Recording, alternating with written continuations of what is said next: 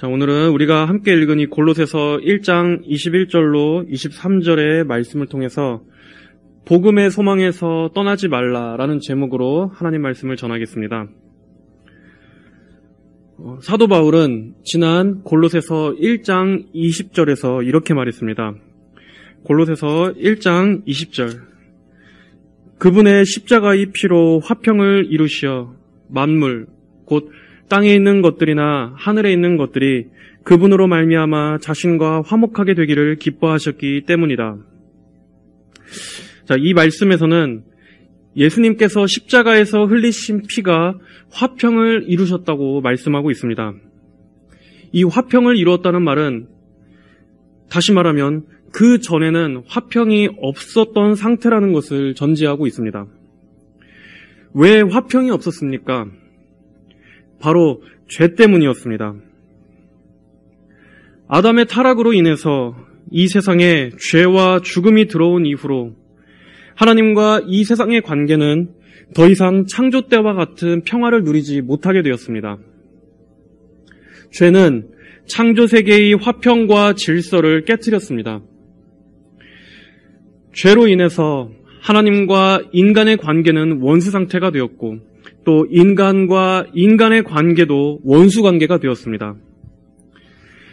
인간을 섬기도록 창조된 자연 역시도 도리어 인간의 생명을 위협하는 공포의 대상이 되었습니다.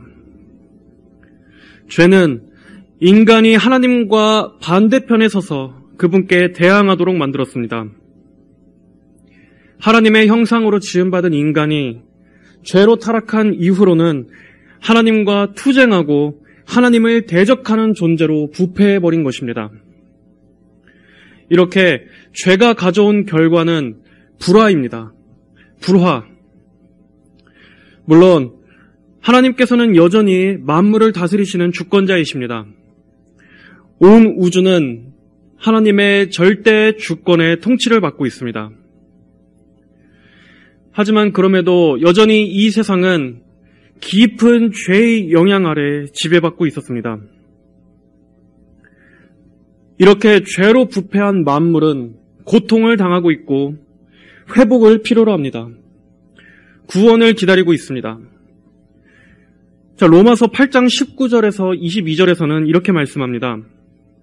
피조물은 하나님의 아들들이 나타나기를 간절히 기다리고 있으니 피조물이 허무한 것에 굴복하게 된 것은 자기 뜻이 아니라 오직 굴복하게 하시는 분으로 말미암은 것이다.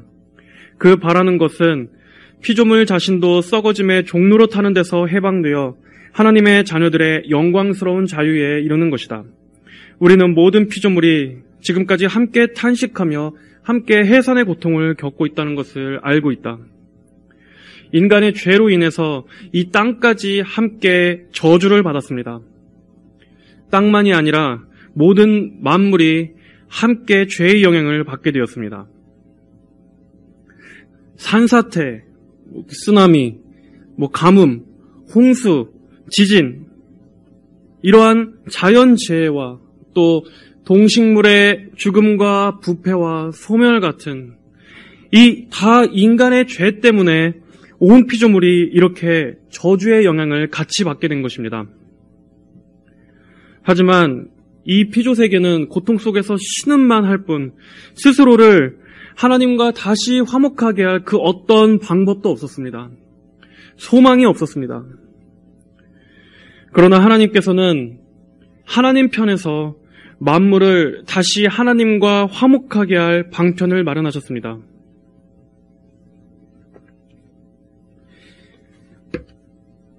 바로 하나님의 아들 예수 그리스도의 십자가의 피로 원수되었던 만물을 다시 하나님께로 돌려놓으신 것입니다. 그리스도의 피가 화목을 불러왔습니다. 구약의 제사에서는 반드시 희생 제물의 피가 흘려져야만 속죄가 이루어졌습니다. 피가 없이는 죄사함이 없었기 때문에 반드시 피가 흘려져야만 죄 용서가 이루어질 수 있었고 하나님과의 관계가 회복될 수 있었습니다. 하나님의 어린 양이신 예수님께서는 자신을 십자가에 희생 제물로 바치심으로써 죄사함을 위한 그분의 피를 흘려주셨습니다. 예수님의 피는 인간의 죄를 궁극적으로 영원히 사해주는 피였습니다.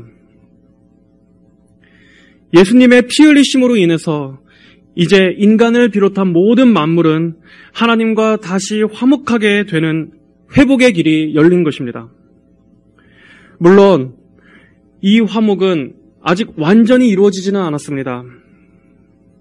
우리 성도들은 지금 이 땅에서도 이 화목을 누릴 수는 있지만 이러한 화목은 아직은 예비적일 뿐입니다. 완전한 화목은 모든 만물이 하나님과 다시 화목하게 될, 하나님께서 이 우주를 심판하시고 새롭게 정화하실 그날에, 즉 새하늘과 새 땅이 도래하는 그날에야 완전히 이루어질 것입니다. 그래서 이 골로새서 이 또 하나의 중요한 주제는 바로 이 우주적 화목입니다. 우리는 지난 시간에 이 그리스도의 높으심과 또 그리스도의 충만하심에 대해서 살펴봤습니다. 이러한 주제들과 함께 이 장차 그리스도 안에서 완전하게 이루어질 이 우주적 화목은 골로새서를 특징짓는 중요한 주제라고 할 수 있습니다. 온 우주 만물이 그리스도 안에서 새롭게 회복되고 통일될 때 빌립보서 2장 10절의 말씀처럼 하늘에 있는 것이나 땅에 있는 것, 그리고 땅 아래에 있는 모든 것들이 그리스도 앞에 무릎을 꿇고 그분을 경배하게 될 것입니다.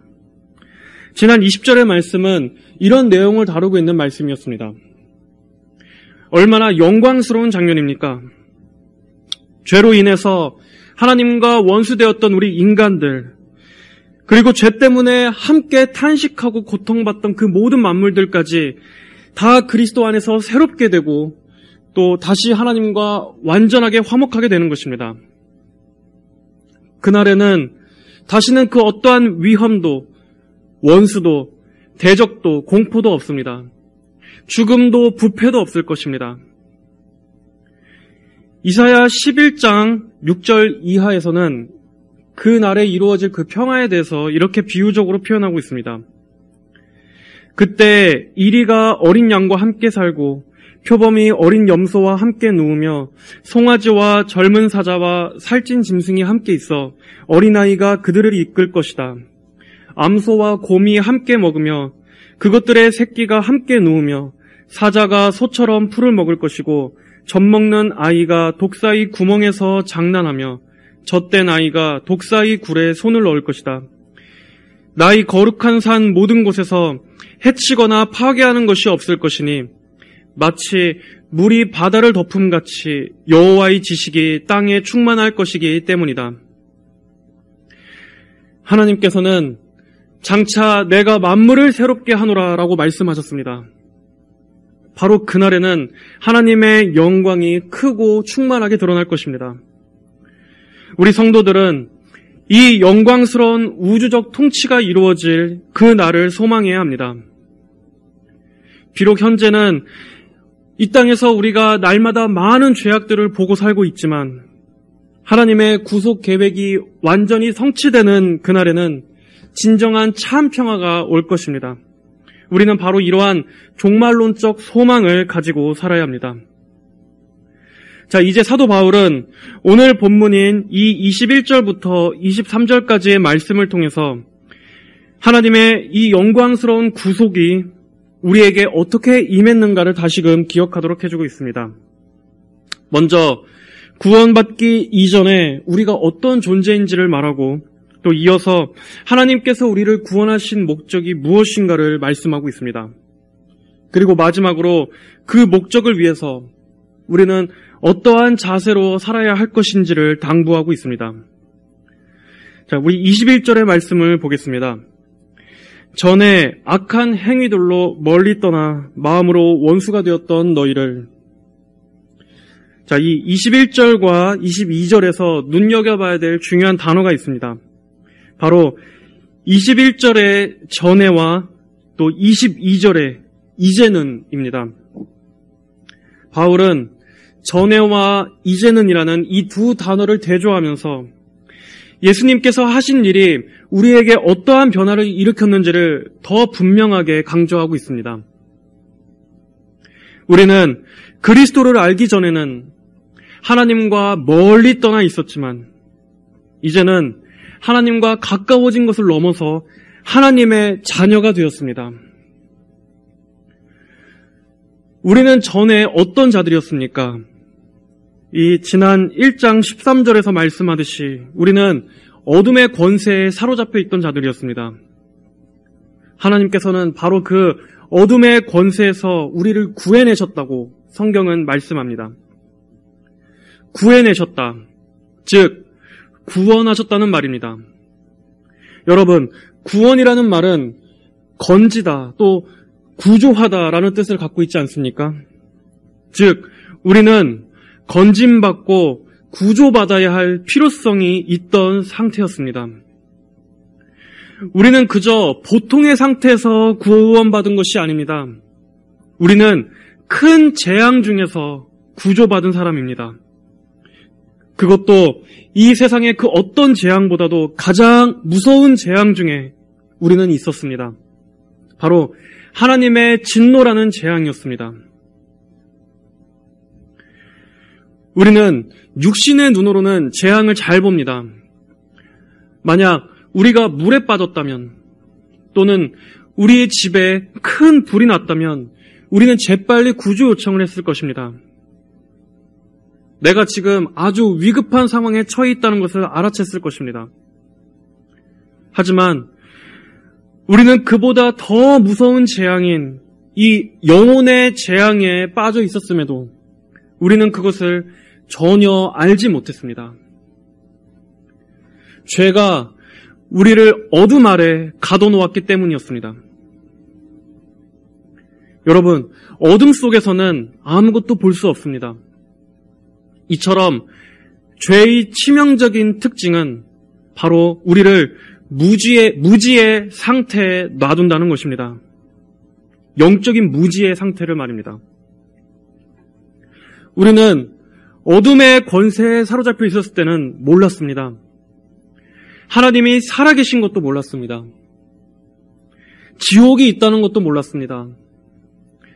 죄가 심판을 가져온다는 것도 알지 못했습니다. 그리고 내가 구원이 필요한 존재라는 것도 우리는 전혀 알지 못했습니다. 그러나 은혜가 풍성하신 하나님께서는 성령을 통해서 우리의 영혼에 빛을 비춰주셔서 우리로 하여금 알고 보게 해주셨습니다.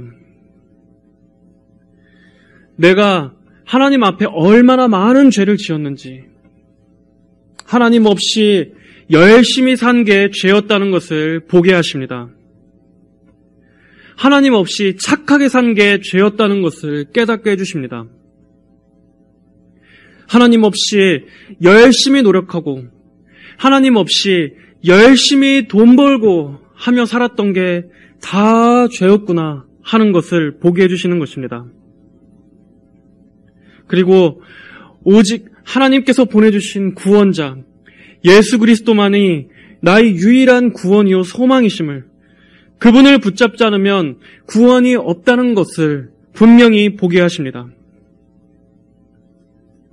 우리는 모르기만 한 것이 아닙니다.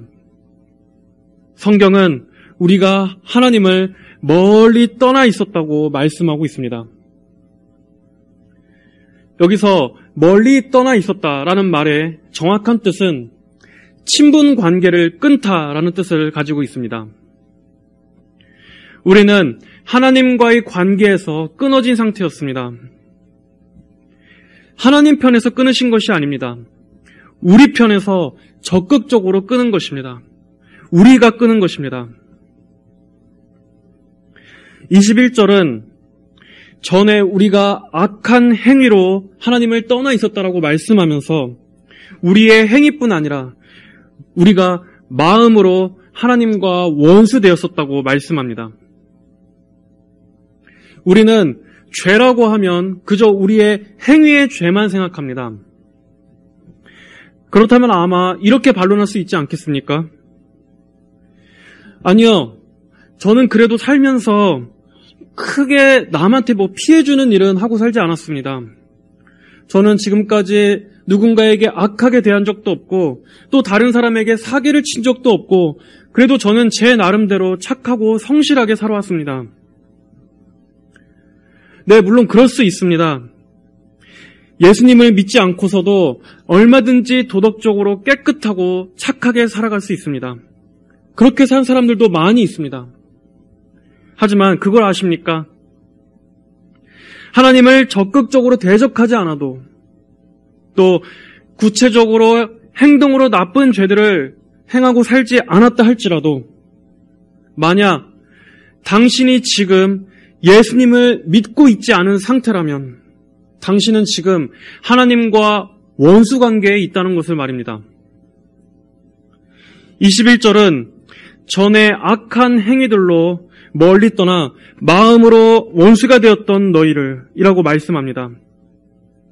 단순히 우리의 악한 행실만을 꼬집고 있는 것이 아니라 그 전에 먼저 마음, 그 동기, 그 중심이 하나님으로부터 돌아서 있는 것을 지적하고 있는 것입니다.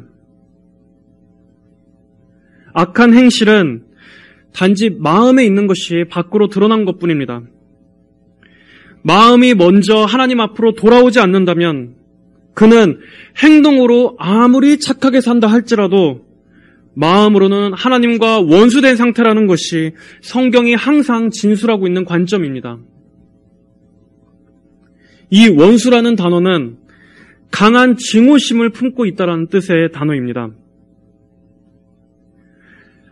지금 하나님 없이 하나님을 멀리 떠나 있는 상태에 있는 그 누구라도 그가 설령 겉으로는 악한 죄들을 짓고 살지 않고 있다 할지라도 그는 지금 하나님께 대해 반기를 들고 또 하나님을 향해 증오를 품고 있는 자입니다.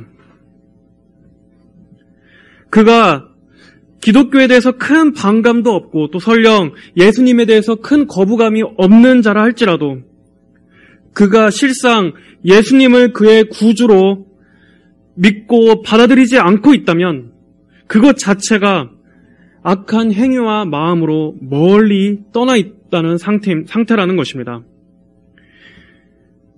우리는 이 성경의 관점에 순종해야 합니다. 그가 인간적인 눈으로 볼 때는 좋은 사람이라고 할지라도 불신자는 지금 영적으로 하나님과 원수 관계에 있다는 것을 우리는 봐야 합니다. 그리고 우리 역시도 전에는 그랬던 사람입니다. 우리 역시도 예수님을 진정으로 믿고 거듭나기 전에는 모두가 하나님의 생명에서 떠나 있었고 또 마음으로 하나님과 원수되며 미워하고 있던 사람들이었습니다. 하나님으로부터 멀리 떠나 아마 이 편지를 읽었던 이 골로새 교인들은 이 말씀을 읽고 이 멀리 떠나라는 단어의 그 뜻이 무엇인지 더 확실하게 이해했을 것입니다. 왜냐하면 골로새 교회의 대부분의 구성원들이 유대인들이 아니라 이방인들이었기 때문입니다. 하지만 오늘날 예수님을 믿지 않는 이 모든 사람들은 다 하나님으로부터 소외된 이방인입니다. 유대인이나 이방인 할 것 없이 영적으로는 모두가 하나님과의 이 친분 관계를 끊고 또 적극적인 의도와 행위를 가지고 하나님께 대하여 대적하여 살고 있는 이방인인 것입니다. 그리고 우리 역시도 전에는 그랬습니다. 그러나 이제는 아닙니다.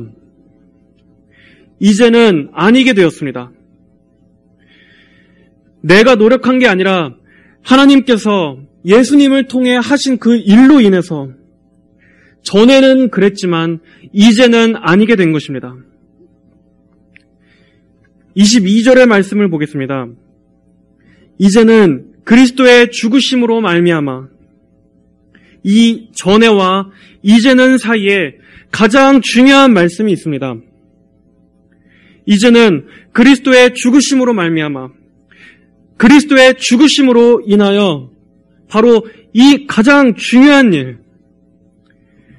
하나님께서 예수 그리스도를 통해 하신 이 일이 우리를 변화시킨 것입니다.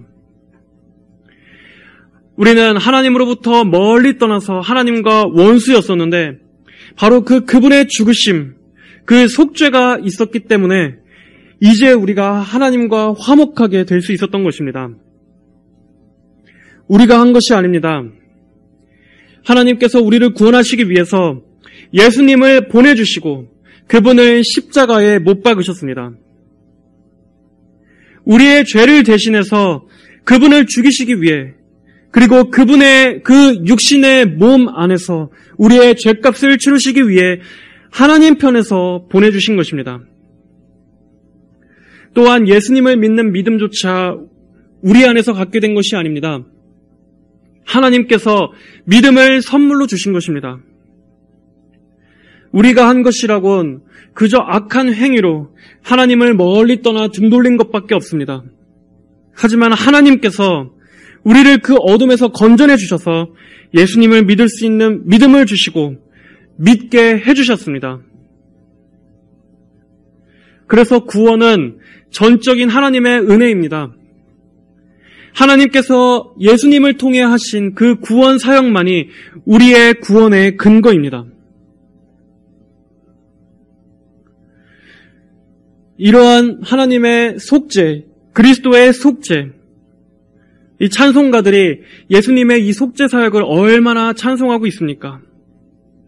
우리를 죄로부터 구원해 주신 이 그리스도의 속죄, 독생자를 보내주신 하나님의 그 크신 사랑, 이거를 생각한다면 우리는 이 안에서 하나님의 능력과 하나님의 사랑과 하나님의 은혜와 그분의 신실하심, 공의, 거룩, 이 모든 영광을 발견할 수 있습니다.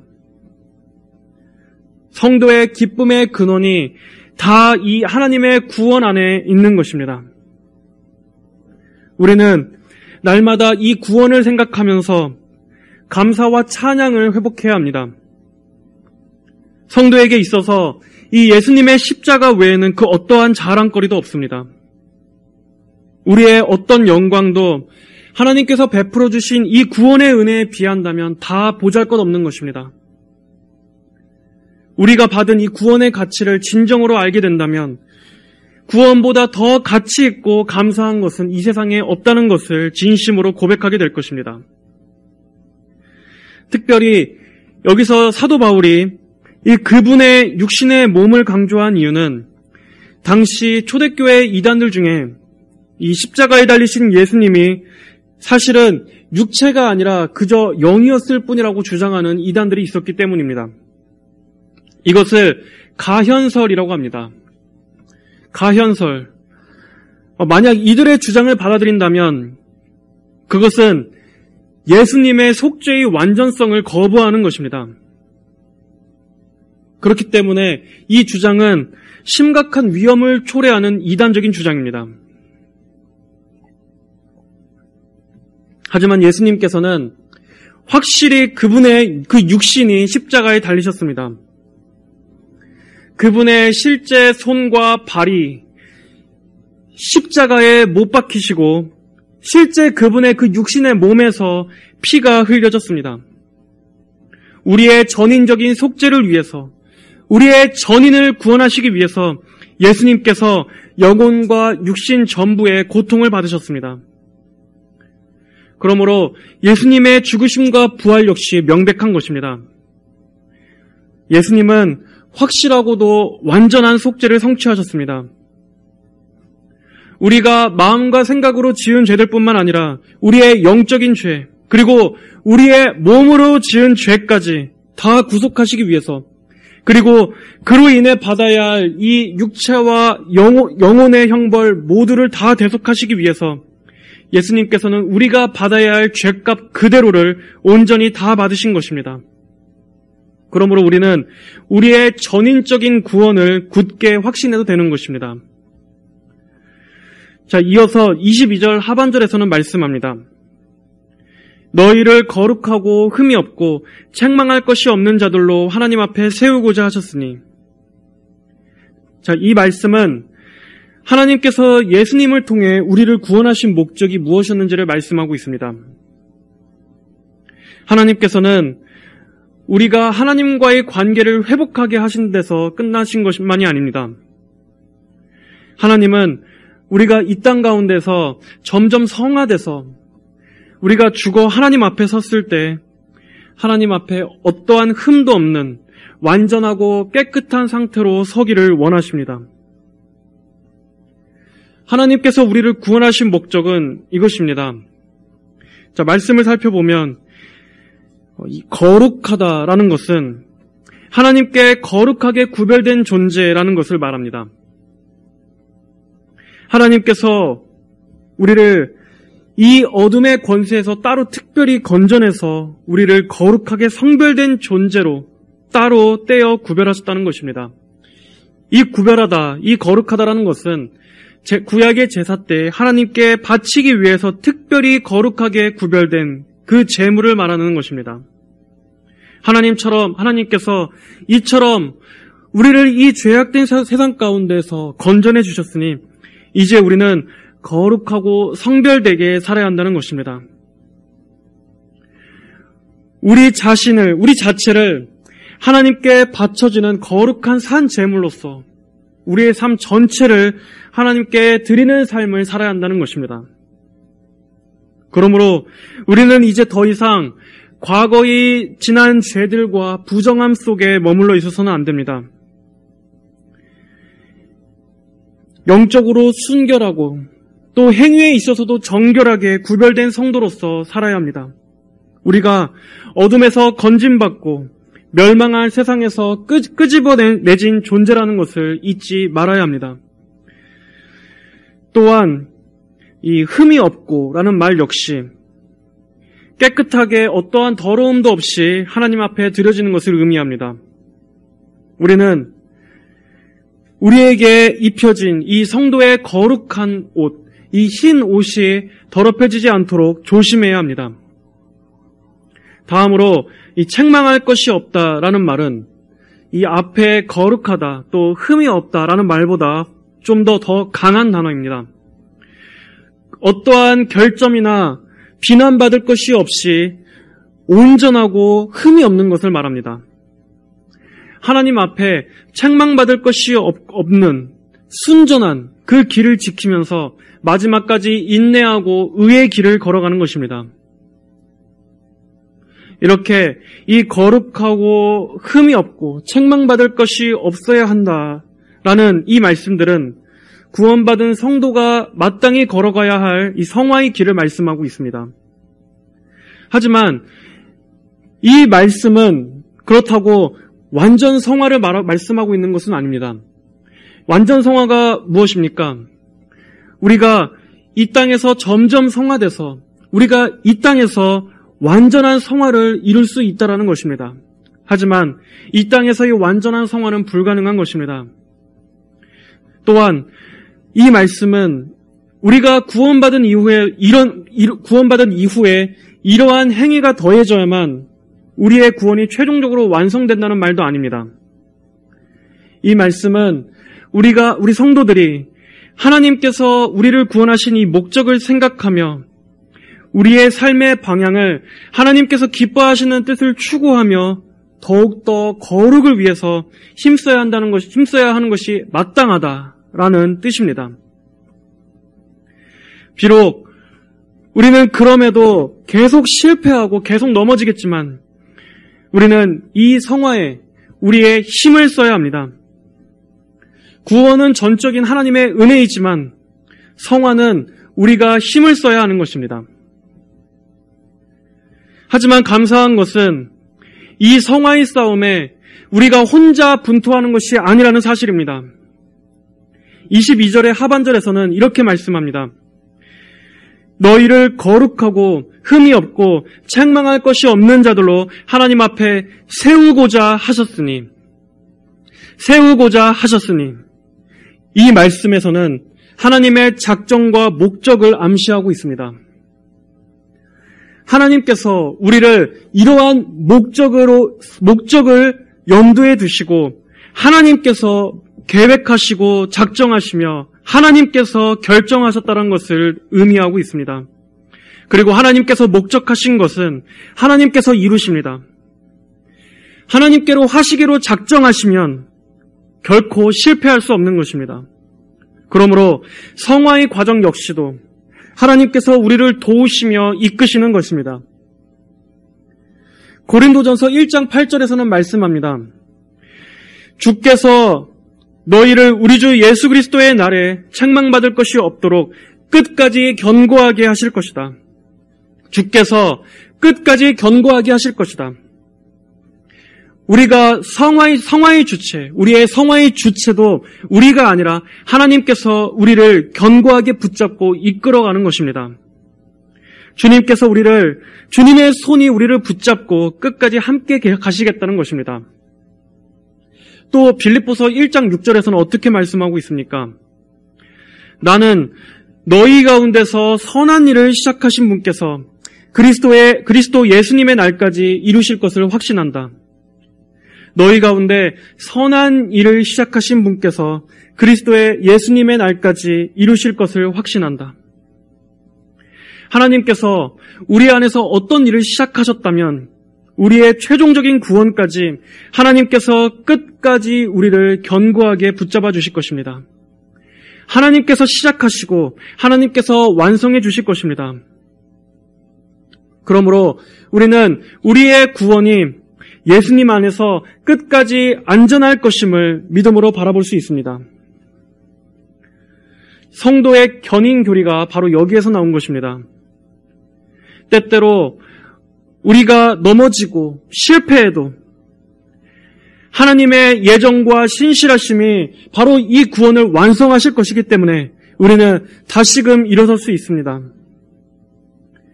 예수님의 중보기도와 또 그분의 완전한 공로가 우리를 이탈하지 않도록 붙잡아 주실 것입니다.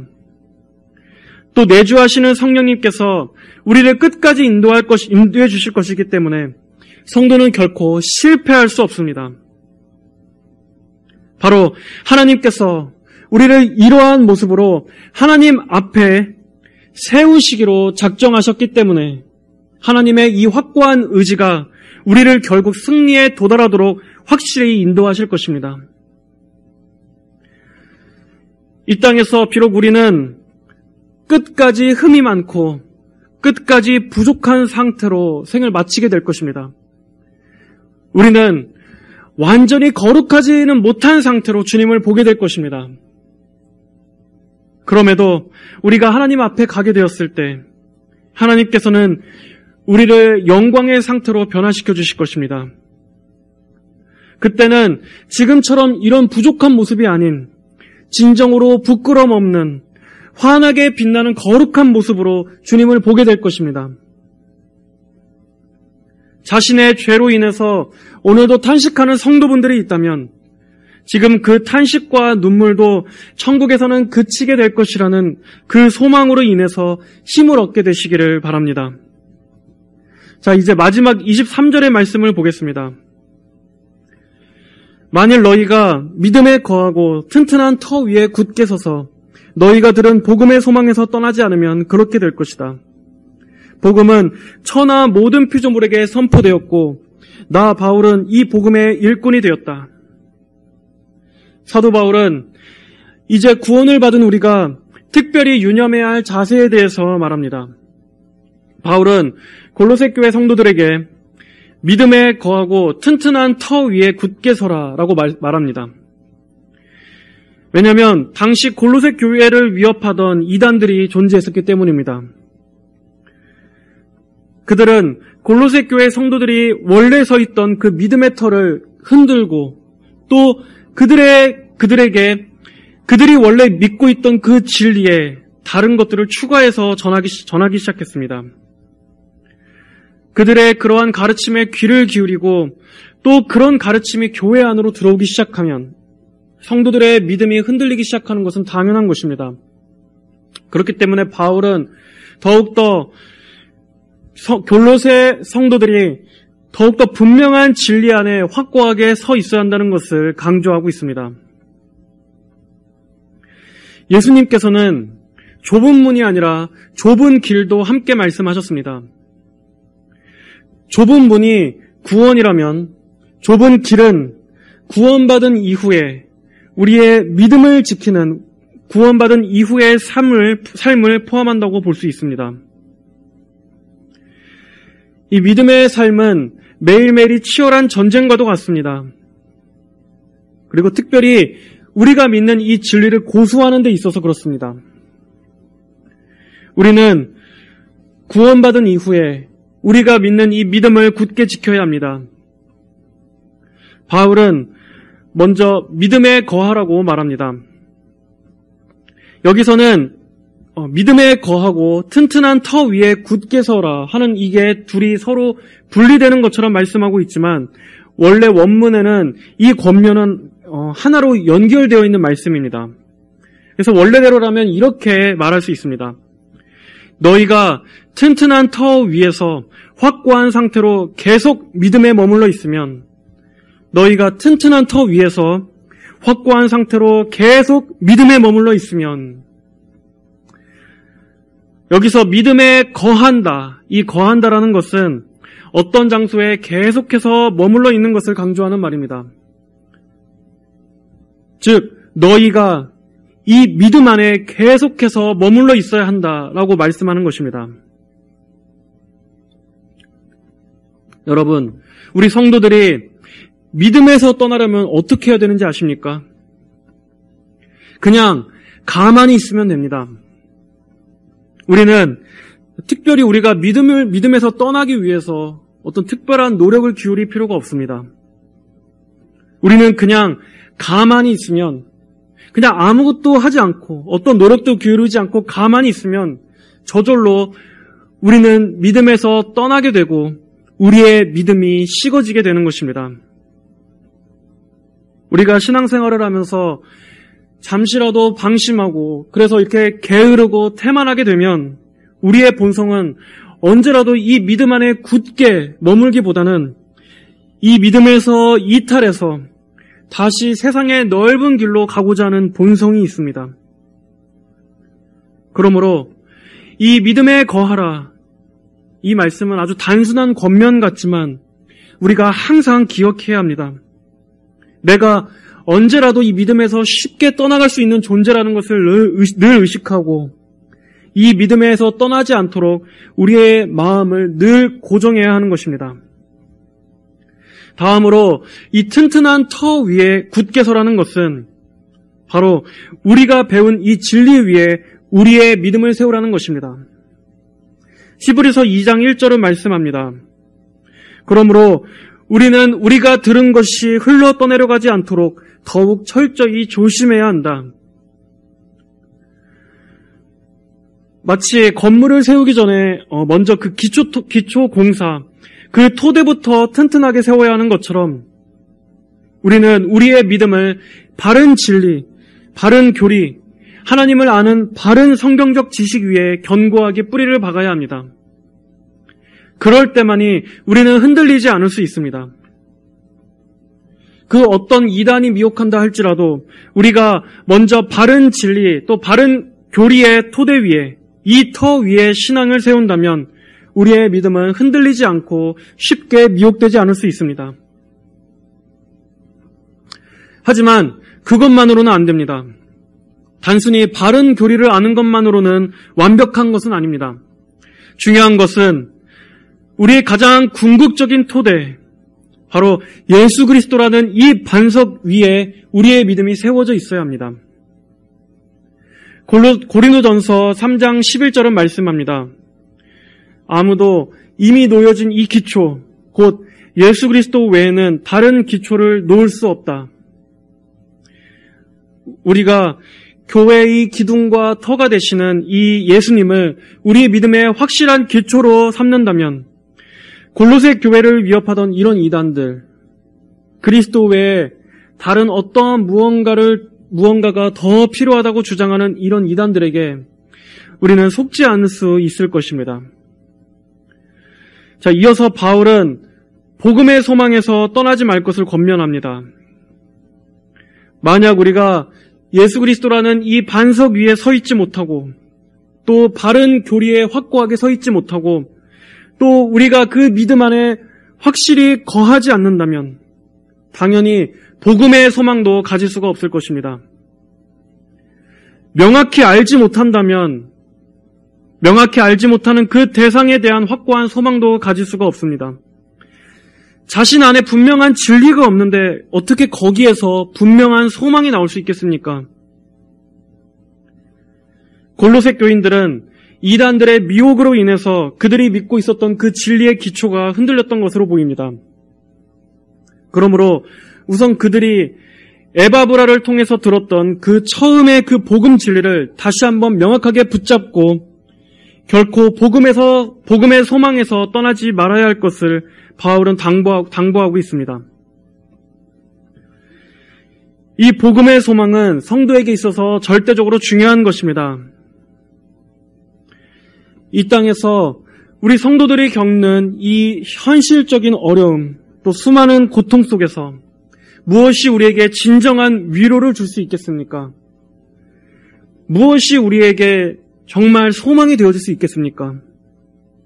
바로 이 복음의 소망뿐입니다. 우리 성도들이 이 세상에서 정말 큰 어려움 가운데 있다 할지라도 이 소망이 우리에게 확실하다면 성도에게는 위로가 있는 것입니다. 이 복음의 소망이란 구체적으로 무엇을 말합니까?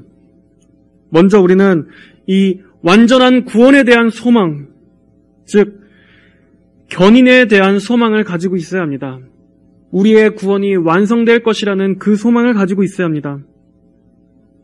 여러분이 예수님의 구원 사역을 지금 분명히 믿는다면, 그리고 그 예수님께서 여러분의 구주로, 개인적인 구주로 영접하셨다면 하나님께서는 여러분의 구원을 반드시 완성하실 것이시며 또 여러분을 모든 죄와 저주 그리고 심판과 멸망으로부터 여러분을 확실히 구원하실 것이라는 그 소망을 분명히 가지고 있어야 합니다.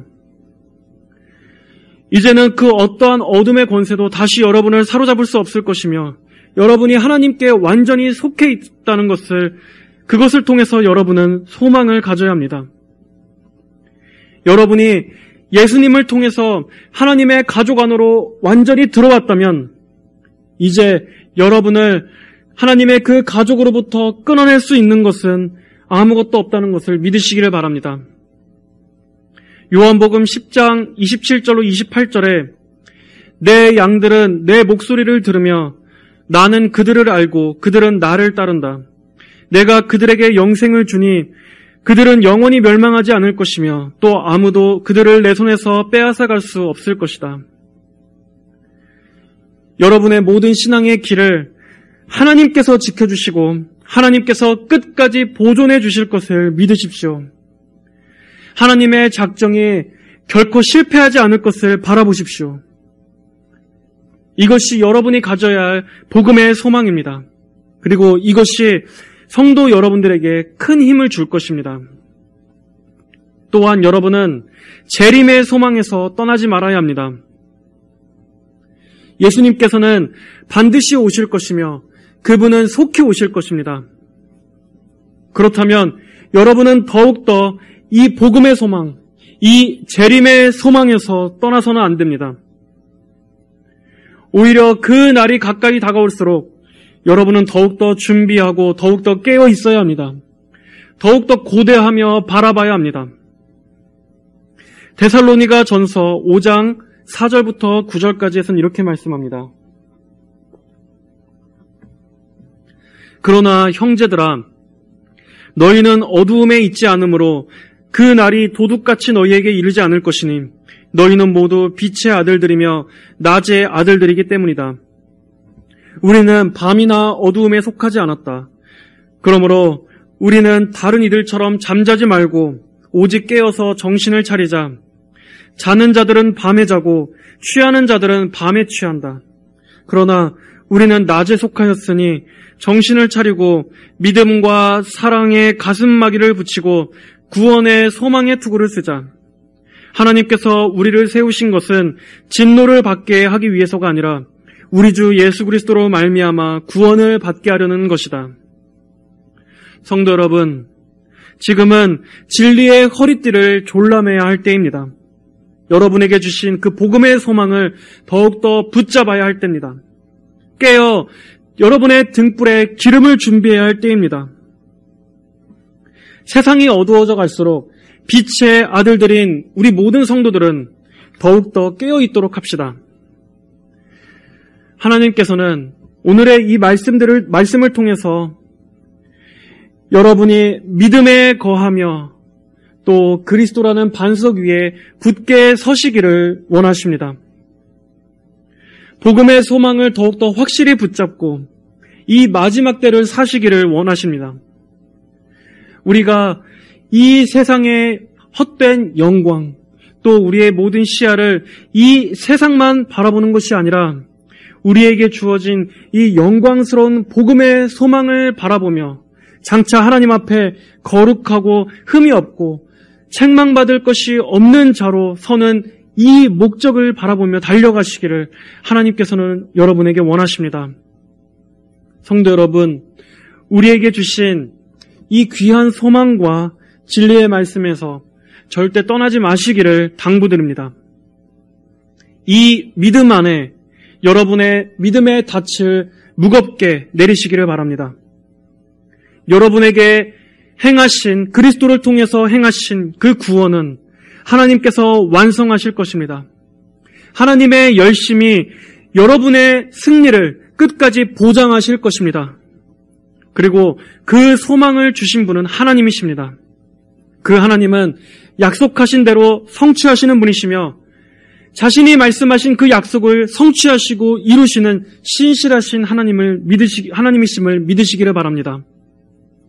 구원을 작정하시고 그 구원을 실행하시며 그 구원을 성취하시고 완성하시는 그 하나님을 신뢰하시기를 바랍니다. 하나님 앞에 흠없고 거룩한 자로 서게 되는 그날까지 좁은 생명길을 걸어가게 되시는 모든 성도분들이 되시기를 주님의 이름으로 축복합니다.